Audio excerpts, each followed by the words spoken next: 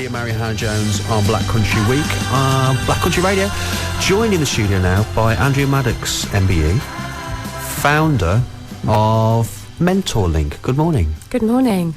We're going to be talking to you about the work that your charity does, and we've managed to keep Ian Cooper, Councillor Ian Cooper, the Cabinet Member for Children's Services in Dudley. You lucky people. Indeed, yeah. I think that there are things that Andrea does and Mentor Link does that the children of Dudley would be interested in. I picked up the story, Andrea, because a few weeks back you'd put out a press release calling for male mentors in the Black Country.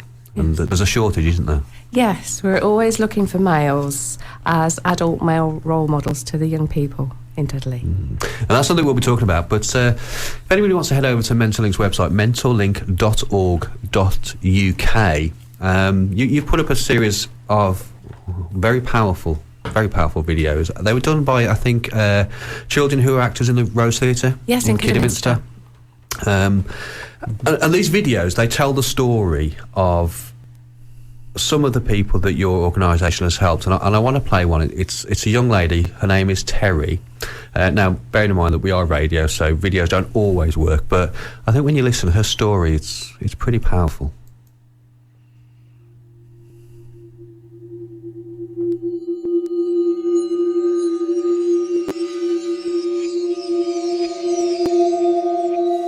Feeling the pain as the blade cut into me was the only thing that made me feel alive.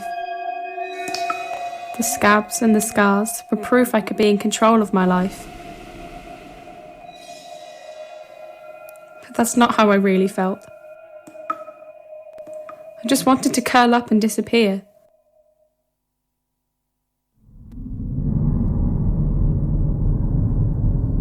I didn't want anyone to see me.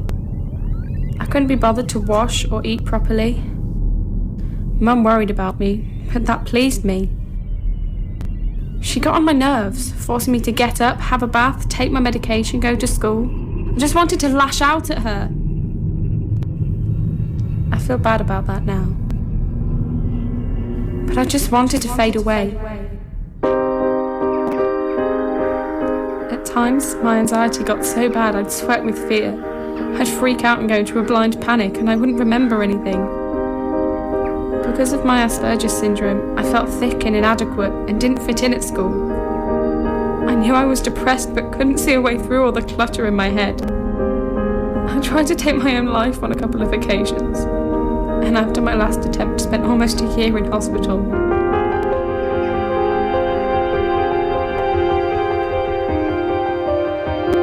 My mum heard of Mentor Link's work through a friend and thought it might help. At first I was reluctant. I didn't want some bossy old woman telling me to pull myself together. But Mentor Link's not like that. They take time to find a suitable mentor who understands your problems and definitely won't tell you off. Annie was really nice. We used to sit in my bedroom and talk about makeup and hair. We both loved tattoos and shared ideas on designs. Annie helped me to realise that I was good at some things and I didn't need to be brilliant or change the world. Just learn to enjoy tiny moments and not to worry about what others thought. Eventually, I felt brave enough to leave the house and meet her in a cafe. It was terrifying, but she gave me the confidence to try it. And it wasn't an issue if I had to turn around and go home.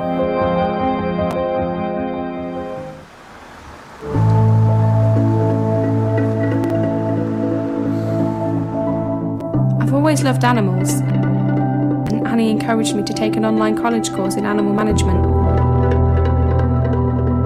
I'm now on my way to becoming a veterinary support assistant, and I work part-time in a shop. Most of us have shaky moments in our lives. Some people overcome them quite easily. For others it takes a little longer. Without Annie's kindness and support, and the help of Mentor Link, I dread to think where I would be now.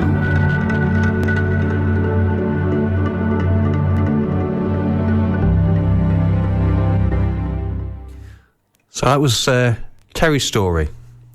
It's quite distressing to start out with, but Andrea, a really sort of positive and happy outcome for her. Yes. So we'll come back to perhaps some of the other people that you've supported, but tell us a little bit, how did Mentorlink come about? I started the charity back in 2002. I actually worked in the charitable sector, but I wasn't happy. I loved what the charitable sector do in providing a service to the community, but I decided to go along for careers advice, and they did an online sort of series of questions with me, and at the top of the list that it was produced at the end was the mentor young people, and I thought, oh, I've got a vague idea what mentoring means. Let's give it a go. So I went down to my local high school, and since then I've been like a little mouse on a wheel. I've loved every minute of it. I've loved helping the children because I thought there is a real need for this service just to give some one-to-one support to children. And so where do you mentor children? We mentor mainly in schools, a little bit in the community because we just had a small amount of money from Children in Need, but it's mainly in schools. And Ian, you used to be involved in a mentoring project as well, I understand. Yeah, it was about that time actually. Back in about 2002, I actually worked on a mentoring project called Mentor Point, which is differently funded in those days, funded through the Home Office, and our role was to recruit and train and then place mentors into schools and into voluntary organisations, into a variety of settings. So it's great to hear that mentoring is alive and well across the Midlands. Now, I think a lot of people would understand if we talked about sort of maybe community nurses, health visitors, professionals who support people. What's the difference between something like that and a mentor? The volunteers want to give something back, and that's essentially the principle that we operate on. People that have actually experienced something in their own life and somebody's come alongside them and said, hey, I know how you feel, let's talk about it. You're not the only one. Often children feel on their own they're the only one that this is happening to. And the adults give them some time, empathy, and it's nothing to do with authority. So they're nothing to do with the school, they're nothing to do with the family. They're just there for them, and they say, tell me about it. What's your week been like? Let's invest some time and listening time in that young person this week. We're going to talk when we come back about some of the issues that young people face that you work with. And have you found that it's sort of increasing, that the pressures on young people are increasing now? Certainly. We've seen in the last couple of years a huge increase in self-harm and a huge increase in anxiety, and that's to do with the pressures around, pressures at school for exam success, those sorts of things, online social media bullying, that sort of thing. And we've seen a huge increase in those types of issues. We're back with Andrea and Councillor Ian Cooper. Andrea from Mentorlink shortly. Black Country Radio.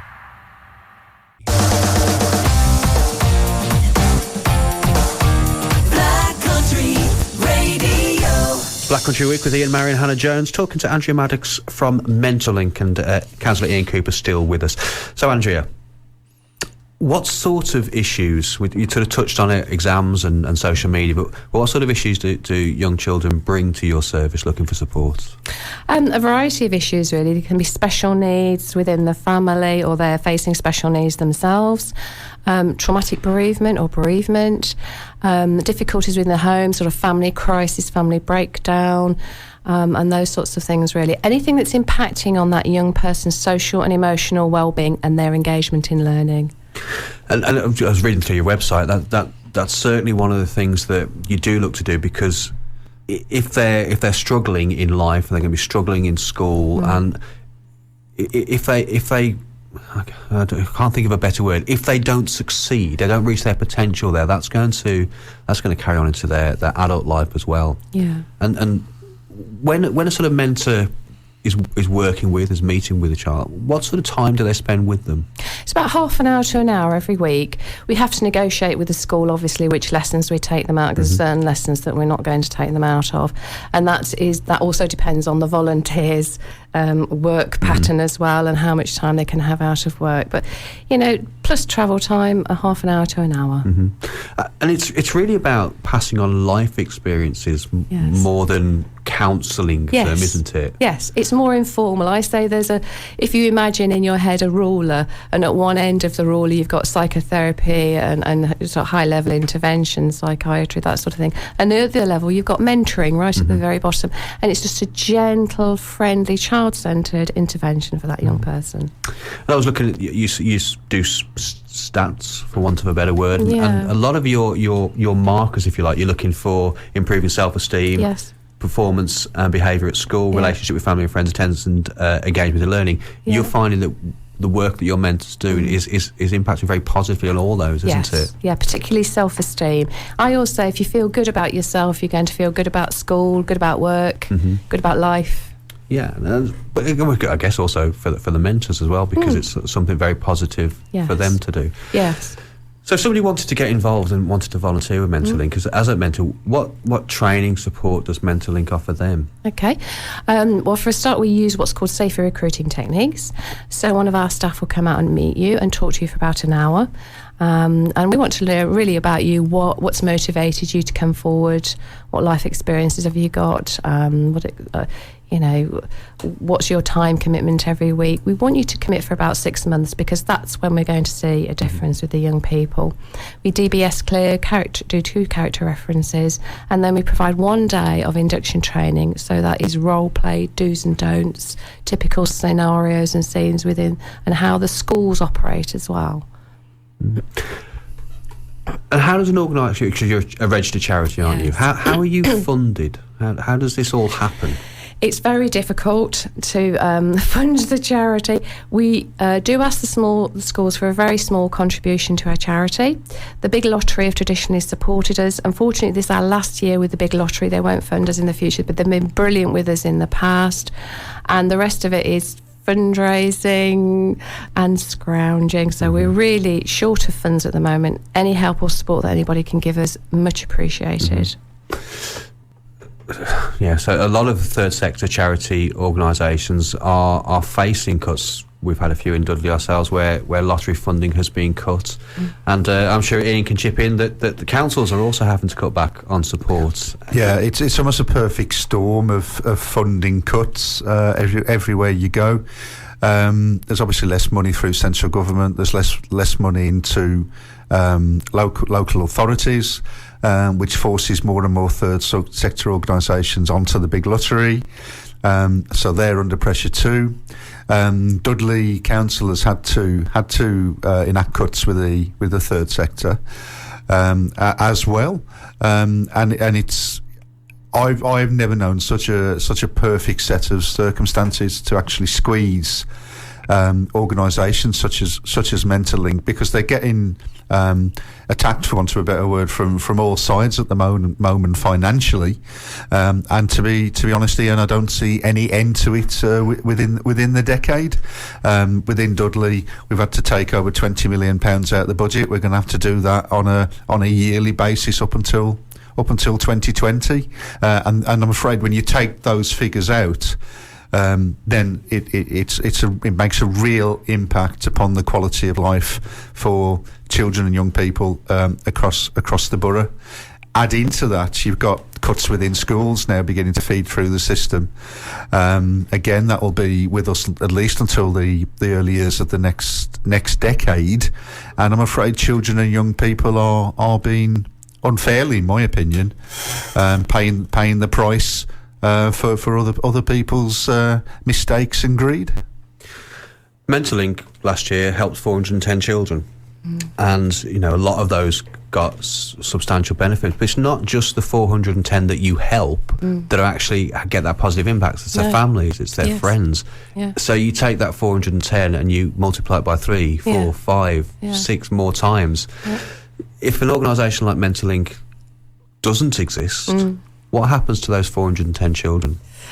I don't know. I see the schools really struggling for interventions. As Ian has said, there are cuts in funding to the schools, and it is really difficult. Some of the referral criteria to some of the statutory providers has gone very high.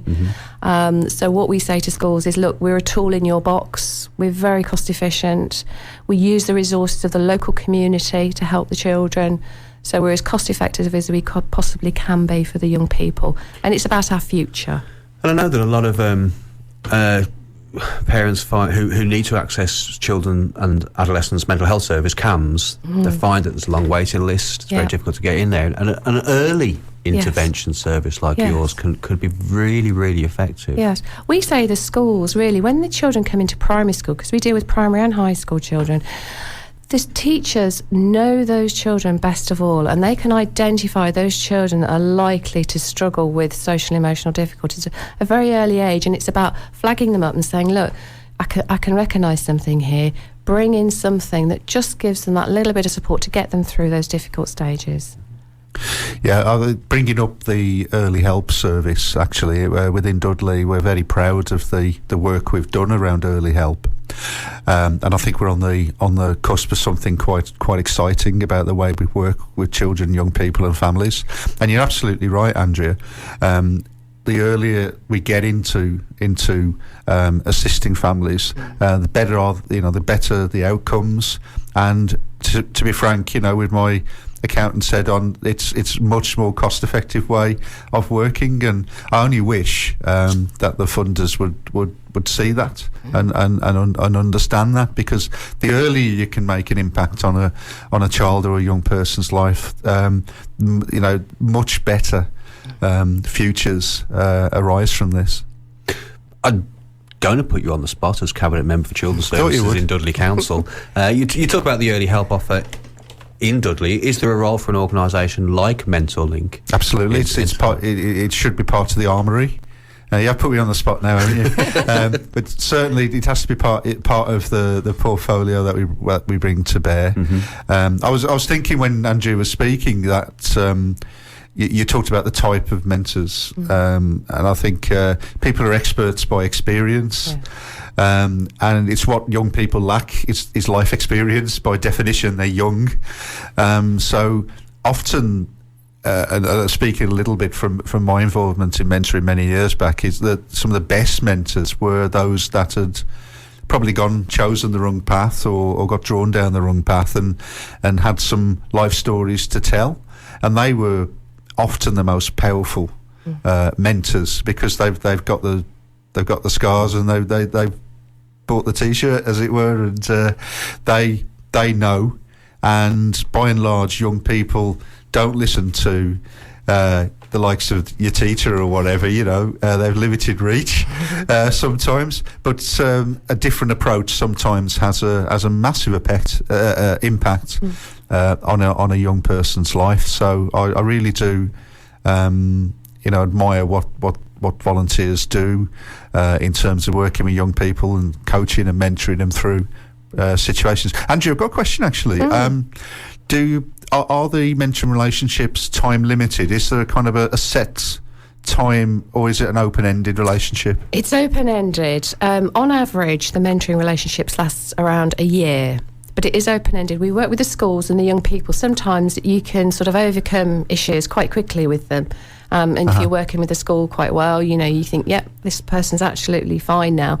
We've got other young people that will need longer-term support, that have faced significant trauma. We're there for the long term. Yeah.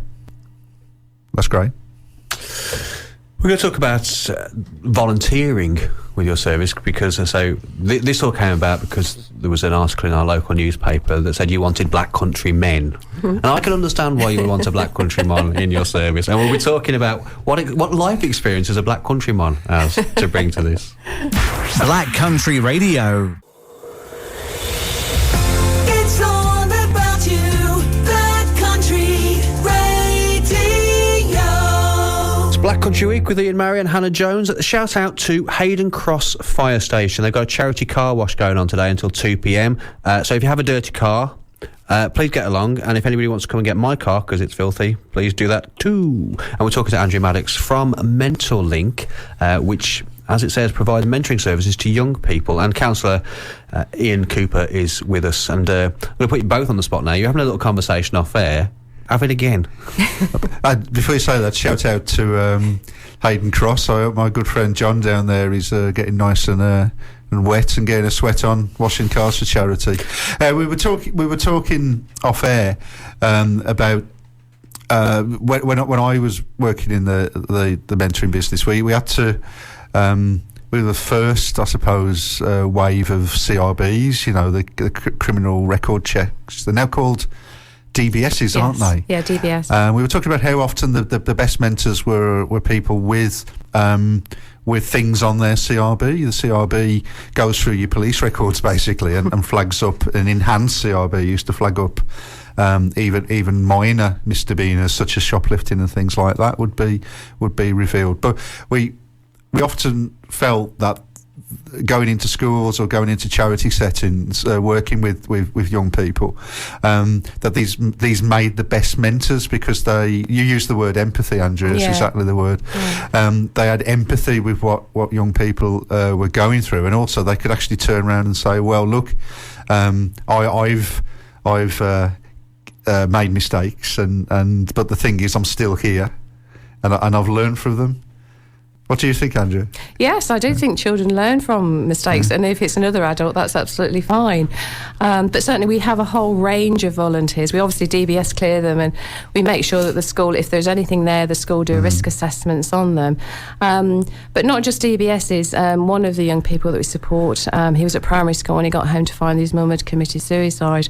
We used a female role model to replace the mother that he'd lost, and when she was a young person, she had also experienced the suicide of a family member. So we use those sort of things to match the children to the right mentor. So we use the life experiences as something, a tool.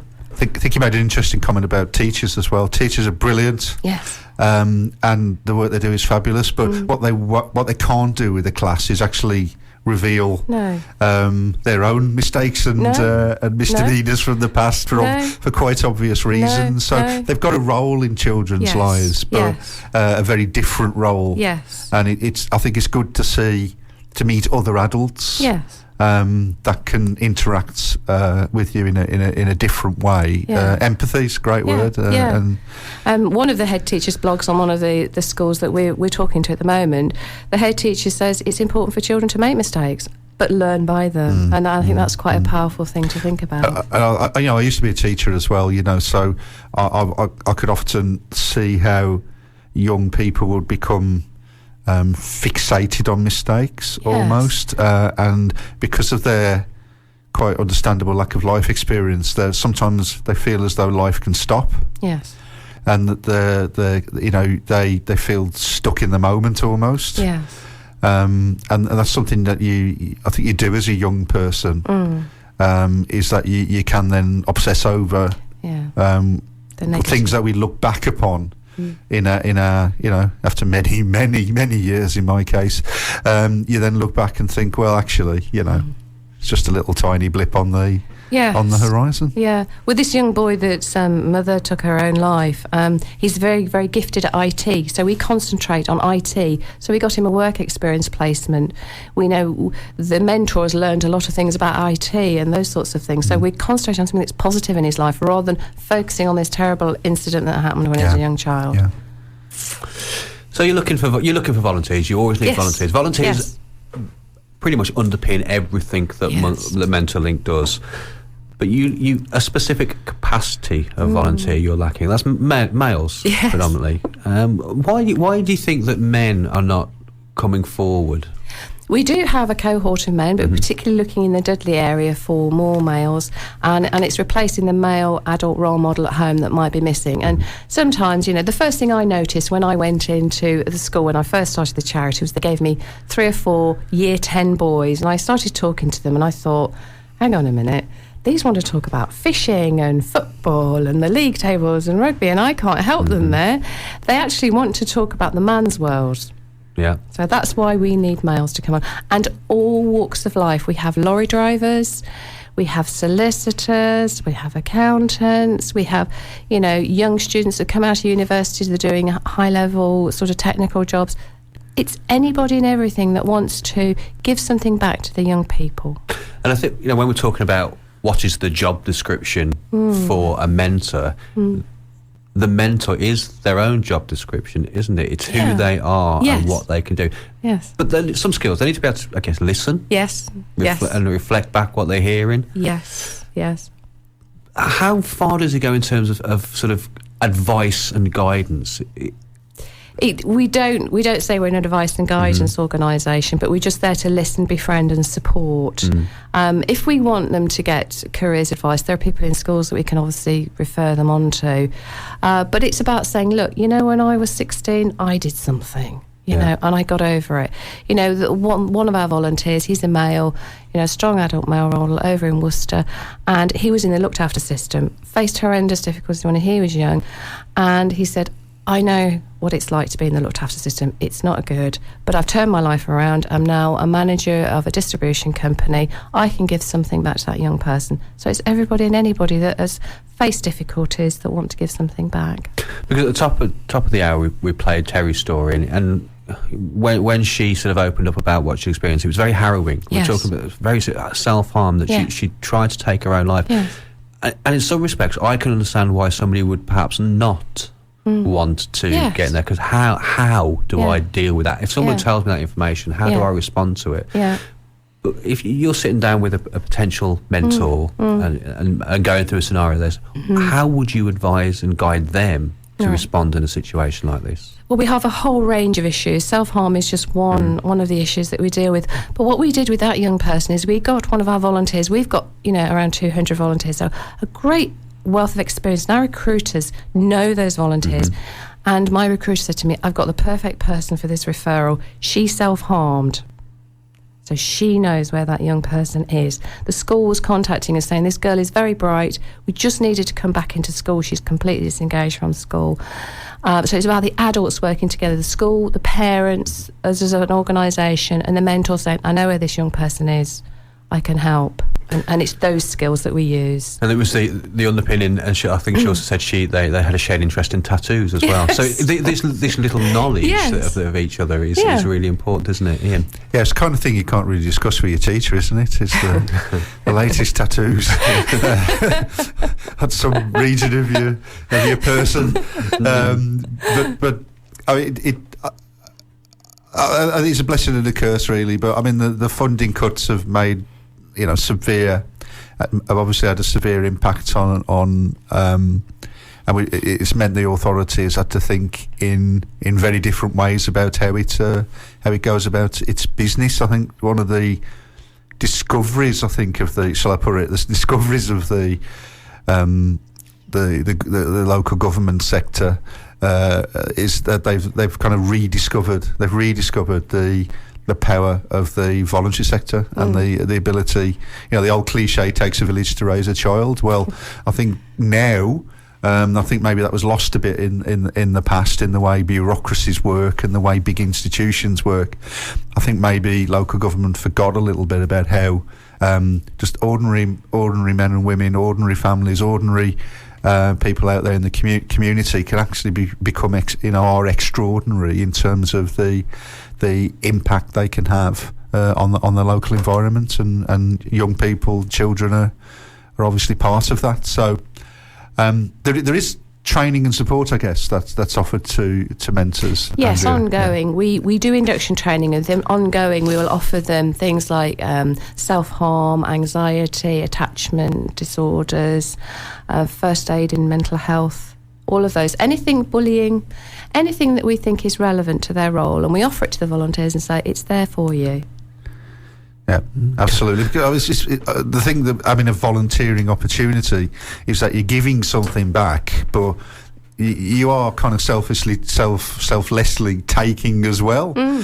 You are growing as a person yourself. You're often growing your own self-esteem, your own self-image, because you feel, let's admit it, we feel good when we do a good turn for somebody or a good thing, or we feel valued, or that we feel that we're making a positive impact on our community. You get a buzz from that. Yes. But also, it is a way of growing your CV, developing your skills that you can take back into the workplace or take back into your own personal life as well. Yeah. So it is a kind of virtuous circle. I always think volunteering it's a great impact upon the community and on young people if you're working with young people. But we shouldn't be ashamed of the fact that we're taking something out as well. We're taking something with us if it's just a big smile.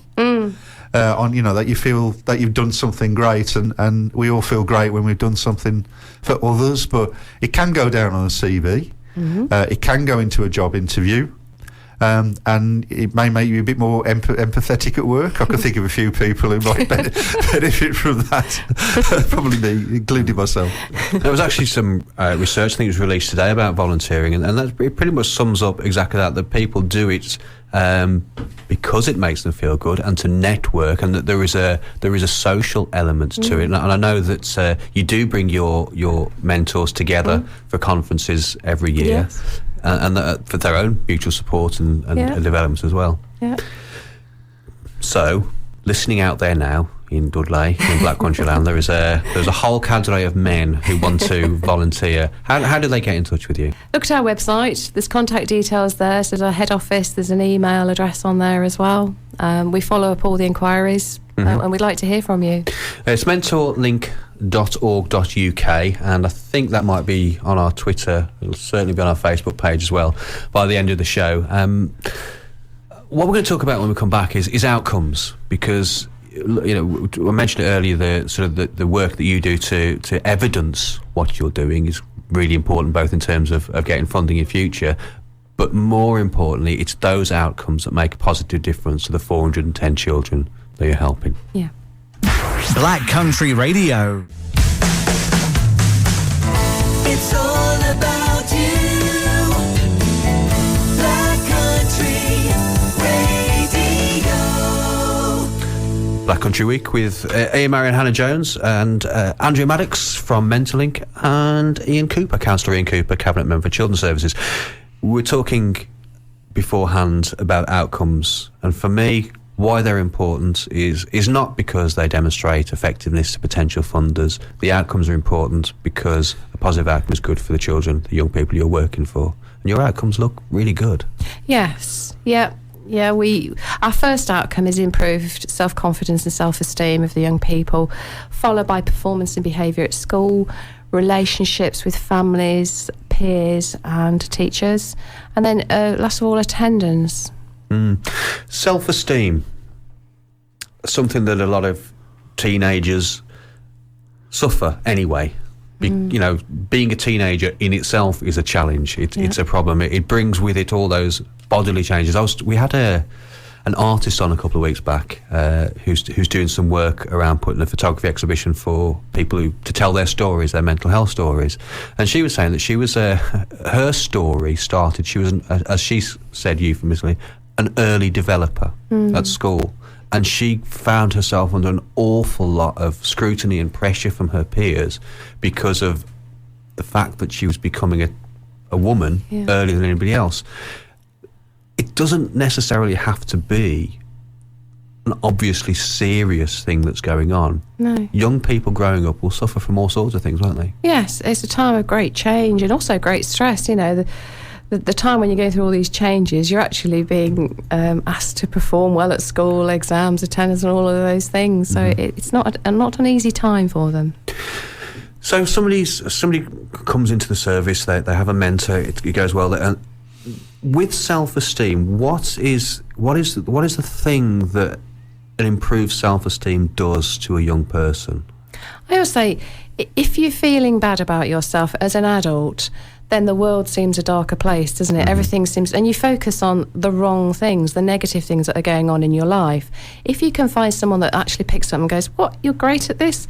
Let's go and explore that. Let's develop that photography." That's great, isn't it? And it's someone taking an interest and saying that's a great thing, and just making you feel better about yourself. I know some very, very clever people, but they've got no self-esteem. And you'd think a very clever person would have high self-esteem. That's not necessarily the case. Yeah, and just having that sort of confirmation, if you like, from somebody to bring that out of them. And we talked earlier about good listening skills to be able to pick up on these things, empathy, and again you talk very much about matching mentors with mentees who have kind of shared interest, which gives that empathy a bit of a kickstart. Yeah. I was just going to say, schools will love this because they are under such pressure to produce results and very tangible results around exam performance, so that I think some of the softer skills sometimes can get a bit lost in the mix at the at the behest of you've got to get your exam results in there. But on that point of exam results, I would say that it's not academic qualifications don't necessarily qualify you as a good mentor. No. And there's a lot of other skills that you bring to it. Yes. Which you don't necessarily learn from a textbook. So I think people who want to be a volunteer out there, don't be put off. No.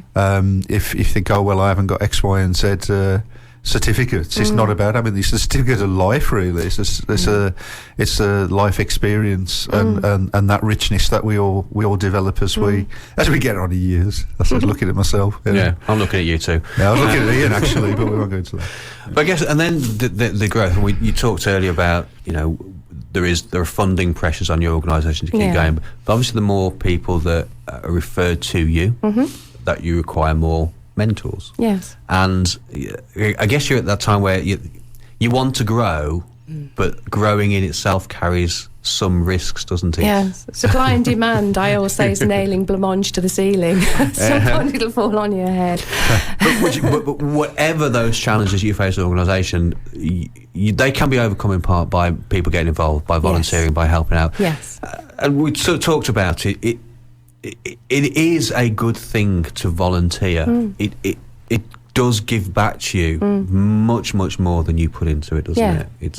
It's really rewarding. Yeah, I love the stories where the mentors, I meet the mentors quite often, and they'll say, I was walking down the street the other day and I saw so-and-so and I mentored him, and and I thought, oh gosh, what's he going to do? And he came up and he said, hi, things are going really great and I've done this, that and the other. They're the stories that I can't capture on anything, but they're the stories I love to hear, because that young person's then got the confidence to say thank you, things are going okay, to go up to an adult who was a complete stranger and say, thanks for making a difference.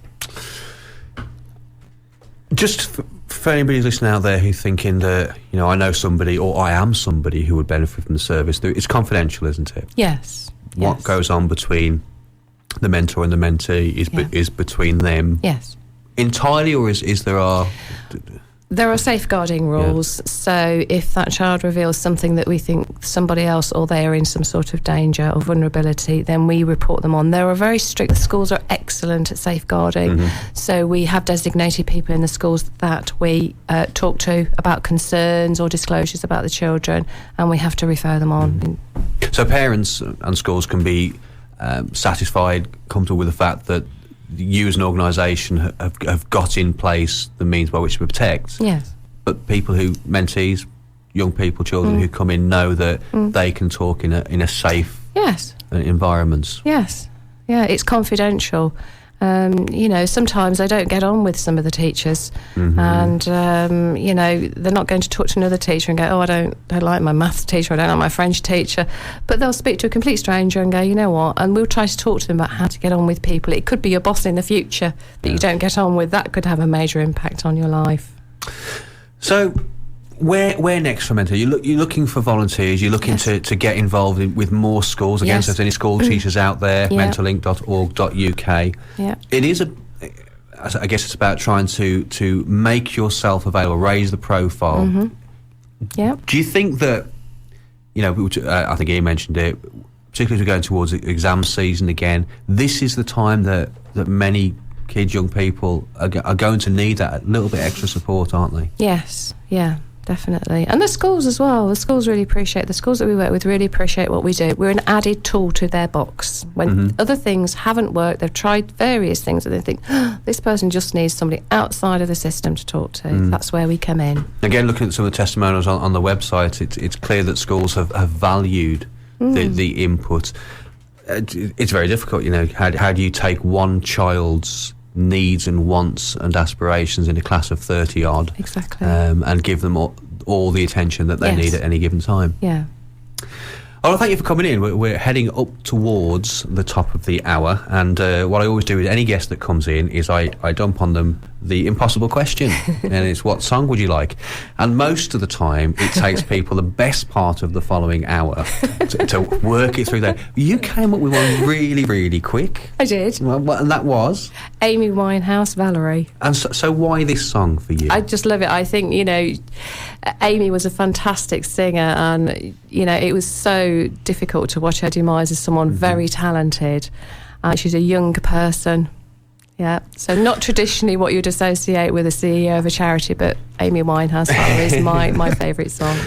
But yes, I mean, I don't want to rake over Amy's life, but she was troubled. She did not cope with the pressures that she was placed under at a very early age. And again, we talked earlier about early intervention. Some people can't be helped. No. But a lot of people, if you can get in there early, before the real harm is done, you can turn people's lives around. Yeah, we don't say we're a magic wand, but what we say to people is we're a tool there to bring out when you think that type of intervention is needed or would benefit that young person in some way. So Ian, I'm just going to give you a little quick word on this. As Cabinet Member for Children's Services in Dudley, the man responsible, are you going to volunteer? We'll certainly have a conversation about it. But what I can undertake is that I've said to Andrea, if she can send all the details about Mentalink, then we'll certainly promote that into our workforce. To promote the value of volunteering into, for people who live and work in Dudley, and we've got a big workforce still, and also the head teachers. And perhaps give staff time off to do volunteering for places like this. You said that, Ian. I did say that, yeah. This is Amy Winehouse, Valerie.